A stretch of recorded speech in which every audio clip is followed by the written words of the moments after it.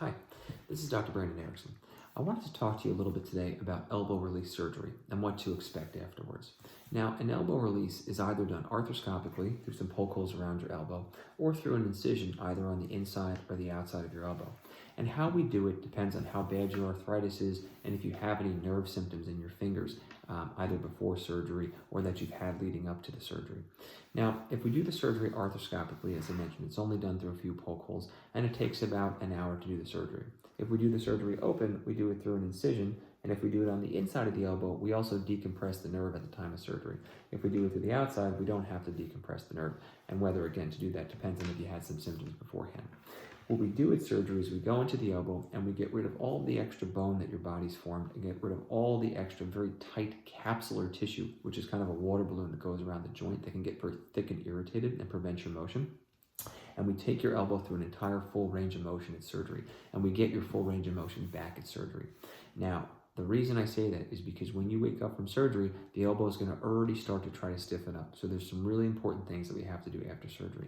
I want you to start rehab right away after this. You have to start therapy the next day. They work on getting some of the swelling out of your arm, and they also work on your bending and straightening. It is very important that you do this after surgery because the body wants to stiffen the elbow up again, and I don't want you to go through a surgery and then not get the maximal amount of motion improvement that you can. So we have you start therapy right away. After surgery, you have a light dressing on your elbow, and that stays on for a couple of days, and then it can come off. If you had the open procedure, you'll have a waterproof bandage on over that, and you can shower with that on normally. You don't have to cover it. If you have the arthroscopic surgery where there's only a few poke holes, you can shower normally and then cover those poke holes with a Band-Aid afterwards.